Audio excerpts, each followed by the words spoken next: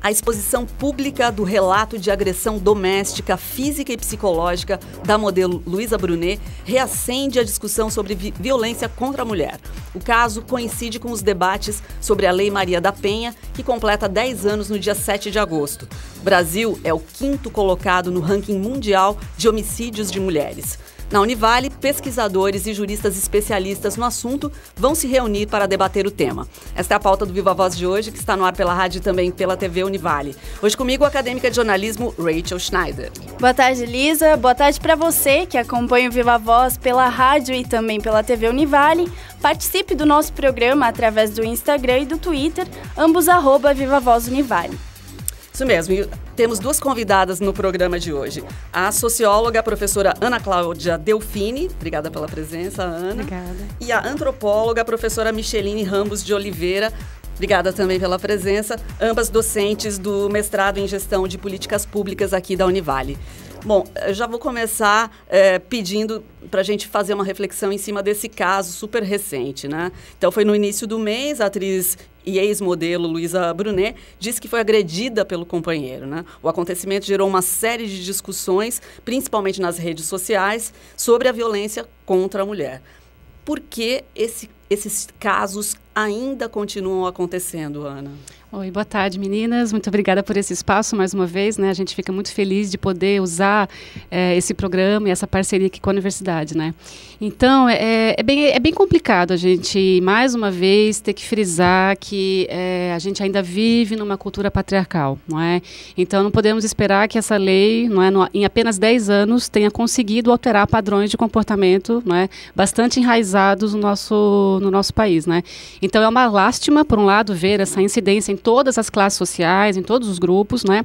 Mas, ao mesmo tempo, é muito louvável que ela pôs isso a público, que ela realmente teve a coragem, né, a dignidade de se colocar como uma mulher em situação de violência, tá? Então, a gente sabe que a lei tem um instrumento, uma garantia jurídica, enfim, mas que ela ainda não tem a plena eficácia que a gente tanto discute. Então, ainda é preciso um comportamento social ressignificado, não é a lei que vai fazer isso, somos nós, enquanto cidadãos e cidadãs, né? Então, é nesse sentido que a gente tem cada vez mais esse apelo social para que a lei tenha essa obrigação social e cultural de ter uma eficácia que atinja plenamente a nós brasileiras, né? Então, por um lado, tem visibilidade, tem mais denúncia, mas, por outro lado, ainda existe um padrão, não é, de violência bastante incrustado na nossa cultura, né?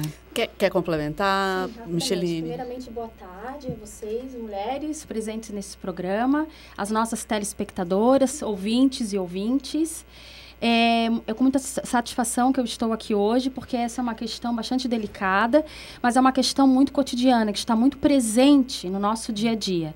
É importante lembrar, como falou a professora Ana Cláudia, que a Lei Maria da Penha, ela é uma lei que está ainda hoje vinculada à questão punitiva. E quando nós trabalhamos só com a questão punitiva, nós não conseguimos modificar padrão de comportamento. E esse padrão de comportamento da violência doméstica é um padrão já enraizado na nossa sociedade brasileira há muito tempo, desde sempre. Então, existe aí uma memória coletiva, uma memória individual e uma memória social que faz com que as pessoas ajam desta maneira. Então, aqui seria interessante nós não trabalharmos simplesmente com a ideia de vítima e algoz. De um lado, a vítima, a mulher, e simplesmente de um outro lado, o homem como algoz. Existe toda uma sociedade que tem que ser ressignificada e retrabalhada em relação a essa questão e esse fenômeno social. Bom, Micheline, já que você citou, né, a Lei Maria da Penha é uma das principais leis que protegem as mulheres contra a violência, né? E este ano ela completa 10 anos. Na sua opinião, por que é tão difícil que leis como estas realmente, né, entrem em vigor na prática e sejam aplicadas corretamente? Novamente, nós vivemos hoje, na contemporaneidade, um fenômeno que nós chamamos de judicialização da nossa sociabilidade e da nossa subjetividade. Essa judicialização, ela está atrelada, novamente, a uma cultura punitiva. Não adianta simplesmente você querer punir homens, como neste caso. Você tem que punir, ninguém está aqui fazendo uma apologia ao crime, não é nada disso. Mas é muito, muito importante haver toda uma modificação de comportamento e de relações humanas e sociais. E aqui nós não estamos só falando de mulheres e homens, nós estamos falando de mulheres, nós estamos falando de homens, nós estamos falando de transexuais, nós estamos falando de relações de gênero em geral. Tem que haver aí uma quebra de uma hierarquia, certo? De uma hegemonia. Nós precisamos atentar para a ideia de que, por exemplo, mulheres são machistas ainda hoje e criam muitas vezes as suas filhas para serem submissas e os seus filhos para serem machistas e vice-versa. Então, esses padrões eles têm que ser modificados. Enquanto nós trabalharmos simplesmente com a punição, como fala Michel Foucault, nós não vamos conseguir legitimamente reverter este quadro. Isso. Acho importantíssimo frisar o que ela está falando, porque a lei ela tem tanto dispositivo preventivo que poucas vezes é dada atenção a isso. Então, ela tem no artigo 8º, por exemplo, cursos para reeducação do agressor, não é? Cursos que vão ressocializar, embora tenha muita discussão sobre isso, mas é importante dar esse primeiro passo. Cursos sobre masculinidades, não é? Então, a gente tem tanta dificuldade, né, eu e Michelina, de encontrar cursos que trabalhem com as razões do homem ou da mulher que comete a violência. Isso. Então, assim, a gente não pode, né, cada vez mais, como ela bem falou, somente enfatizar os projetos que são punitivos. Está em trâmite atualmente, não sei se vocês estão por dentro, né, um projeto que quer fazer uma alteração da Lei Maria da Penha e faz uma alteração excessivamente punitiva, enquanto há outros projetos que já tramitam há muito tempo que têm um caráter preventivo, educativo, e esses não andam no Congresso. Esse não vai para frente. Só vai para frente aquele que quer cada vez mais trabalhar com essa questão punitiva, né? Então, eu até vou refrisar o que ela falou, porque lembrar do Michel Foucault aqui é lembrar de uma relação de poder, que são relações de gênero importantíssimas também, cada vez mais difíceis no nosso país discutir gênero, não é? E são relações que colocam uma vontade de poder, quer dizer, a mulher não pode fazer isso, não pode fazer aquilo, não pode usar isso, não pode usar aquilo, porque ela vai ser objeto de uma violência. Então, quer dizer, o tempo todo é a mulher que é desqualificada, é a palavra dela que é posta em dúvida. E só para falar sobre, mais uma vez, o caso da Luísa Brunet, recentemente eu participei de uma conversa com amigos de rua, assim, e tal, e a gente comenta o caso, né, assim, livremente e tal, e começou a haver um deboche por parte de um deles. Mas ele também está todo quebrado. Aí eu olhei para ele, financeiramente, né? Você quer dizer? Então já começou uma piadinha da mulher enquanto aquela quer, enfim. Mas o pior foi quando alguém falou assim, mas gente, pelo amor de Deus, né? Ela quebrou 4 costelas. Essa mesma pessoa falou o seguinte, e ele quebrou 8. Nossa. Então, quer dizer, o tempo todo é essa naturalização da violência. Ela fez alguma coisa. Ela provocou o namorado. Então, né? Tem motivo. Tem motivo para apanhar. Né? Então, é isso que está tão complicado nesse padrão de sociabilidade. Né? Bom, toda essa discussão vai ser amplificada durante um evento que vai acontecer aqui na Univale, né? No dia 8 de agosto, com participação, inclusive, de palestrantes externos. Eu queria que vocês comentassem um pouco, então, o nome do evento. É uma mesa redonda, na verdade, né? 10 anos de Lei Maria da Penha, avanços e desafios nas dinâmicas institucionais das políticas públicas. Qual vai ser o enfoque? Fala um pouquinho sobre isso. Eu falo isso com muita alegria, com muita satisfação, porque o nosso mestrado aprovou um convênio no ano passado com a Universidade Simão Bolívar, na Colômbia, na cidade de Barranquilha. Porque eu comecei a participar de uma rede internacional chamada Rede ILA, que é a Rede Ibero-Americana de Ciências Sociais com enfoque de gênero. E quando eu fui para a Colômbia participar do congresso, eu conheci a temática bem latino-americana, me apaixonei pela maneira como elas trabalham isso e ingressei nessa rede. Então, ela veio ano passado para cá, a doutora Maria Noemi, ela é socióloga também, e ela, no ano passado, fez a aula magna para os cursos de Relações Internacionais, no ano passado. Né? Então, a gente já começou uma aproximação com essa rede, publicamos vários artigos, né, que eu trouxe alguns exemplares do ano passado, e neste ano ela virá de novo para organizar essa aula magna também para os cursos de Direito aqui da instituição, né, porque a lei, no dia 7 de agosto, completa 10 anos. Então, no dia seguinte, a Univale sai à frente com o debate. E ela também vem, a professora Noemi, porque ela vai dividir uma aula comigo no mestrado, né? Então, ela vai trabalhar também com a temática de gênero e políticas públicas. A ideia é que a gente lance o livro do ano passado neste evento e faça um sorteio dos livros da Rede ILA para que possa ser um padrão que a universidade tenha como prática, né? Então, foi aqui um grande apoio do professor Flávio, do professor Sequinel, né, do nosso reitor. Então, a gente fica muito feliz com essa abertura. E o tema principal são as prospectivas da lei, né? A Michelina vai falar os aspectos antropológicos da lei e a gente vai fazer, então, uma discussão jurídica com a Adriana Spengler e as questões sociológicas e antropológicas. Uma outra questão que vai acontecer, e que acho que é importante no evento, é que concomitantemente ao debate, à mesa redonda, nós teremos também uma exposição fotográfica que acontecerá a partir do dia 10 de agosto, na Biblioteca Central Comunitária.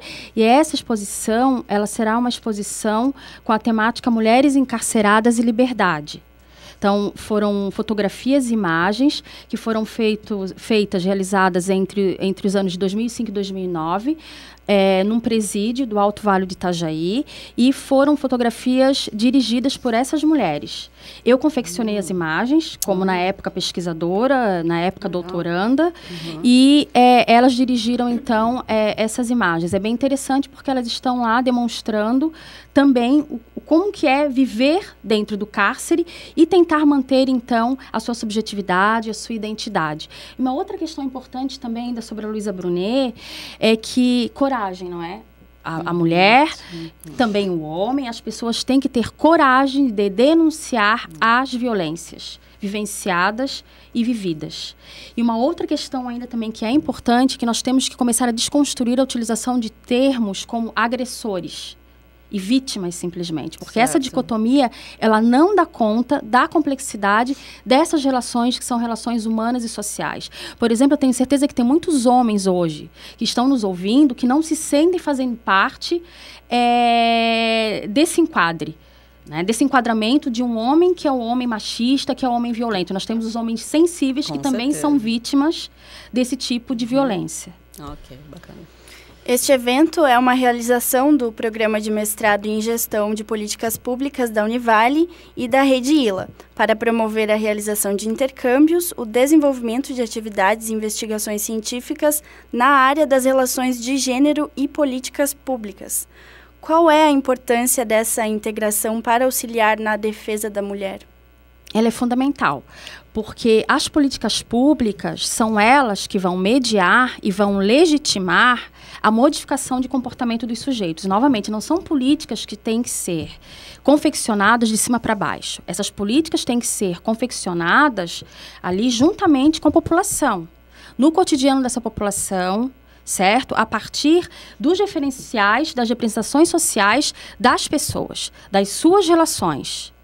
Então, as políticas públicas, elas são importantes nesse sentido, para legitimar essas leis. Novamente, a gente não pode pensar que a judicialização vai dar conta de modificar o nosso status quo. Não dá conta a nossa realidade.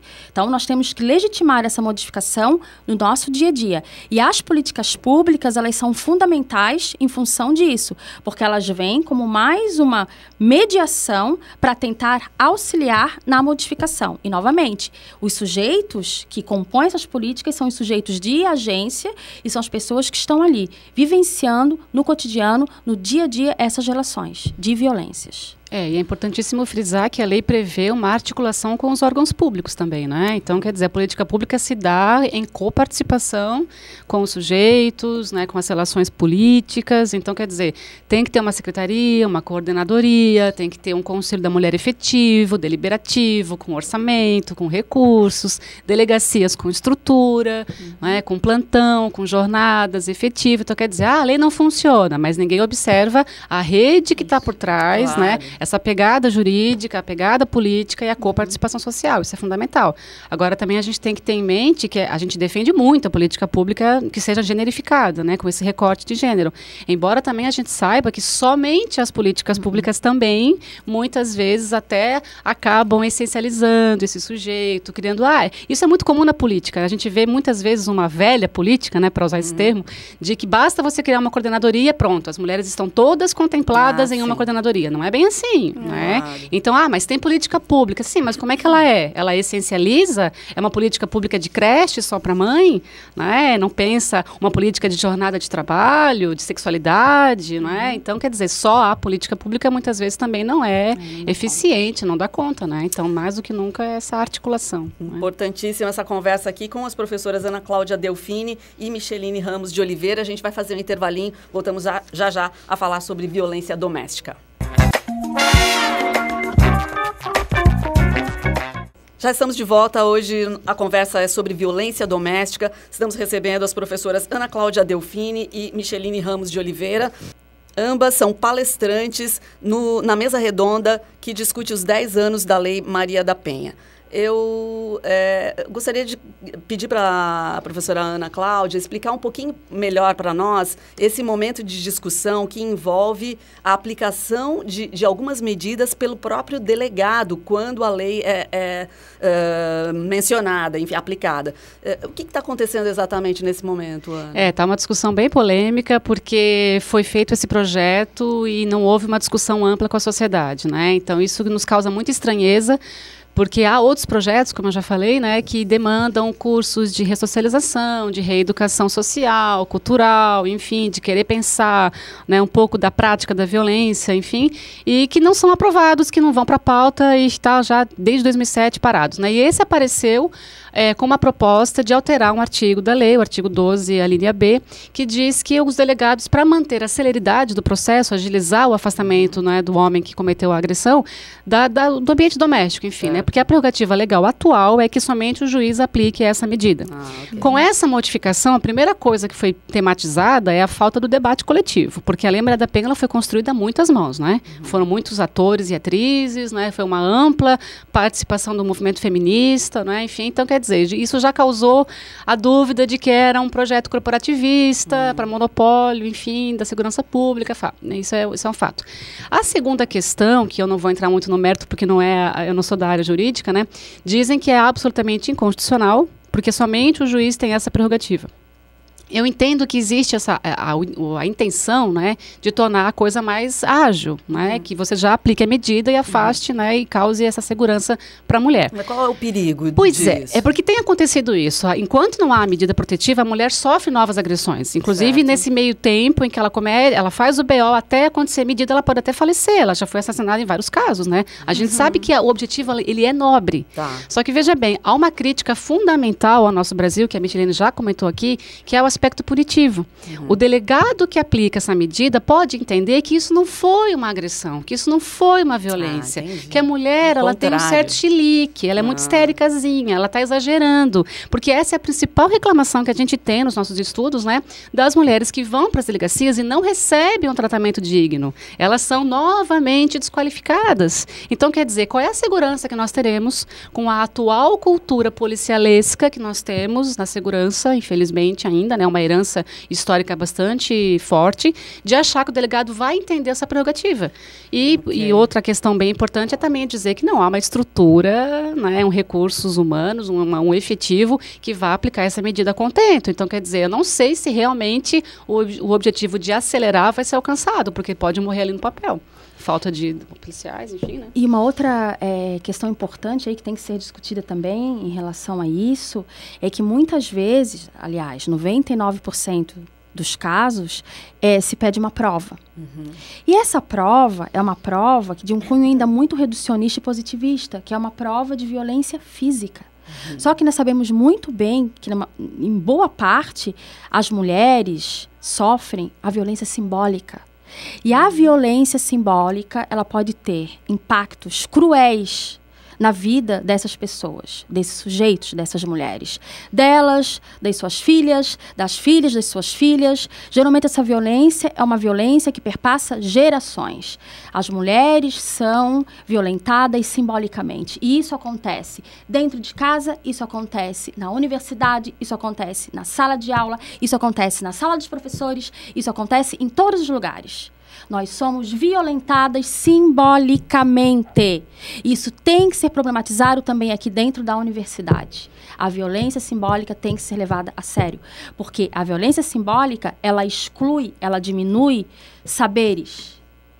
ela reproduz a hierarquia, ela reproduz a ideia de que a mulher não é um sujeito pensante, reflexivo, crítico, que ela simplesmente está atuando em cadeiras que são menores, e isso não é verdade. E aí tem 3 coisinhas importantes, tá?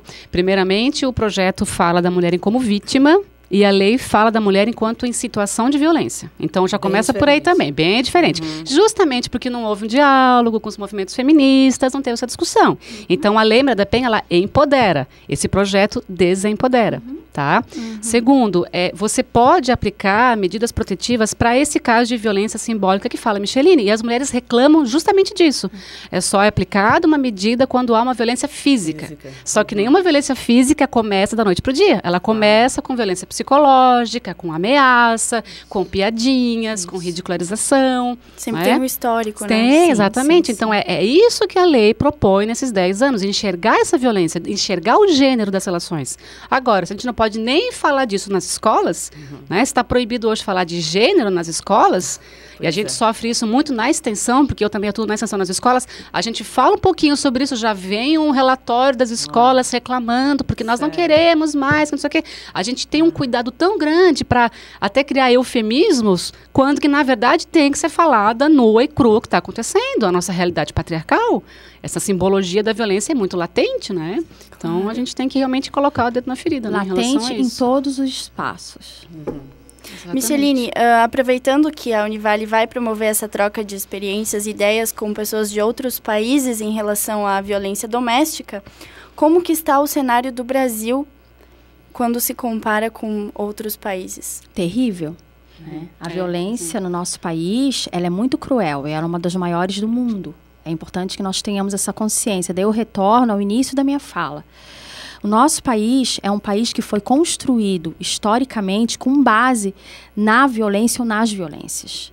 E isso está incrustado na nossa memória individual, coletiva e social. Lembrando que a memória, ela atua no nosso dia a dia, ela orienta o nosso comportamento, ela não está guardada, ela circula no nosso presente. Certo? Então, o nosso país é um país violento. Até mesmo a ideia de se falar do homem cordial, essa é uma ideia que menospreza, com certeza, e mascara a ideia da violência. Então, porque o brasileiro é o homem cordial. Isso é uma metáfora que está fazendo uma crítica contundente a essa ideia de que nós não podemos falar, né, em bom tom, da violência que existe contra as mulheres e das violências de gênero. Isso, exatamente. O Brasil ocupa o 5º lugar no ranking de 80 e poucos países, né? A Colômbia está em que lugar? A Colômbia de cabeça, não vou saber te dar esse dado agora, mas a antes Colômbia... ou depois do Brasil? Eu acho que é depois. É depois. É depois. Agora, a Colômbia, e isso a própria Maria Noemi me falou isso, tem assim um certo orgulho, uma certa inveja da nossa lei. Ela inspira outras leis, ela inspira outros protocolos. No ano passado, ela fez essa análise comparativa com a turma de Relações Internacionais, justamente para pensar isso. Quer dizer, a lei, ela, por mais que a gente tenha dificuldade na eficácia plena, ela traz um caminho de libertação, de visibilidade, de empoderamento. De empoderamento. Que serve como exemplo para os outros lugares. Muitos países se inspiraram na nossa lei, né? É um orgulho que a gente também tem que ter enquanto brasileiros e brasileiras, né? Agora, Ana Cláudia, faz um ano também que entrou em vigor a lei do feminicídio, né? Eu sei que vocês não são juristas, mas de que maneira isso complementa, se diferencia da Maria da Penha? Eu acho que ela complementa a Lei Maria da Penha. É um projeto também que estava em discussão há muito tempo e torna o assassinato das mulheres por serem mulheres um crime hediondo, né? Então isso de fato reforça esse paradigma e é claro que vem a crítica, mas é mais uma lei. A lei não transforma a realidade, a gente sabe disso, mas a lei nos faz pensar e nos obriga a ver o problema e é importantíssimo ter o feminicídio até mesmo nos protocolos de atendimento e nas discussões das delegacias. Não é? Quer dizer, tudo começa por ali. Exatamente. Né? Então é importantíssima essa lei, ela é fundamental para criar essa segurança jurídica, para dar essa sensação de garantia jurídica, né? E na verdade é um debate bem antigo, porque o feminicídio é um conceito dos anos 70, em outros países já havia essa lei, então a gente chegou tarde no debate, tá? Só que a gente chegou e a gente tem que entender que as mulheres são mortas porque são mulheres. Aí a gente ouve dos alunos, né? Mas por que então que a gente não fala simplesmente a pessoa humana? Né? O artigo 5º da Constituição. Sim. Por que ficar mais uma vez uma lei? Blá, blá? Só que homens não são mortos porque são homens. Né? Agora, as mulheres são mortas, sim, por razões de gênero. Então, a cultura de gênero tem que ser cada vez mais firmada, tem que falar sim, sabe? A gente tem que pontuar cada vez mais que a gente tem uma construção de gênero bastante hierarquizada, como falou a Micheline. Então, se não for esse o caminho teórico e prático, a gente não vai ter nunca mesmo uma eficácia legal e jurídica, porque depende desse comportamento social. Não é? Muito bem. É importante também dizer que o feminicídio ele vem sendo estudado em outras áreas de atuação, como na antropologia social, na psicologia. Eu, inclusive, participei já de 2 teses esse ano que tratam no feminicídio. O quanto o feminicídio ele é construído, sim, socialmente, e ele está atrelado a uma questão de gênero. Uma violência atrelada exclusivamente a uma questão de gênero. Acho que temos tempo para mais uma pergunta. Um minutinho. Então, a cada ano, mais de 1 milhão de mulheres são vítimas da violência doméstica aqui no Brasil, segundo os dados do Instituto Brasileiro de Geografia e Estatística, o IBGE. O que pode ser caracterizado como violência doméstica? Então, a lei ela prevê que a violência vai trabalhar em vários âmbitos, né? O psicológico, o patrimonial, o sexual, o físico e o simbólico, né? Então, na verdade, a gente tem toda uma discussão que caracteriza esses comportamentos. Então, desde uma piadinha, desde uma maneira que ridiculariza, que inferioriza as mulheres, né? Já pode ser enquadrado como uma violência simbólica, cultural. A gente vê muito na faculdade, eu ouço muito isso, né? Que a aluna não vai muito bem na atividade, está quase reprovando, mas é o marido ou o namorado que paga a mensalidade, e ele compara ela com outros alunos, ele a humilha, a subjuga. Então, isso é uma violência psicológica evidente. Né? Então, quer dizer, a gente tem várias formas. Então, a violência, ela é sinônimo de desqualificação. É importante nós deixarmos isso muito claro. Desqualificação, quando você desqualifica a outra, o outro, você está violentando, você está afetando negativamente o outro. E o mais cruel da violência é que ela gera o estigma. O que é o estigma? É quando você desqualifica o outro e o outro acredita nessa desqualificação. A própria mulher acaba se sentindo culpada e inferior ao homem nesse caso. Gente, a gente tem muito assunto para discutir com vocês, mas nosso tempo terminou. A gente quer agradecer bastante a participação da socióloga, professora Ana Cláudia Delfini. Obrigada, Ana. Agradecer à antropóloga, professora Micheline Ramos de Oliveira. E lembrar que no dia 8 de agosto tem esse evento aqui na Univale, 10 anos da Lei Maria da Penha, avanços e desafios nas dinâmicas institucionais das políticas públicas, aberto ao público, né, gente? Sim. Então tá bom, muito obrigada. A gente encerra por aqui. E antes de encerrar, eu preciso pedir licença para dar um tchauzinho muito especial para nossa querida Rachel Schneider. Mais uma vez estou aqui nos momentos de emoção. Rachel, muito legal te conhecer. Eu espero que você tenha uma carreira brilhante, uma vida maravilhosa. Obrigada pela presença aqui no nosso projeto. Eu que agradeço, Lisa. A experiência aqui na rádio foi incrível. Viva Voz vai ficando por aqui. Muito obrigado pela sua companhia e tenha uma ótima tarde.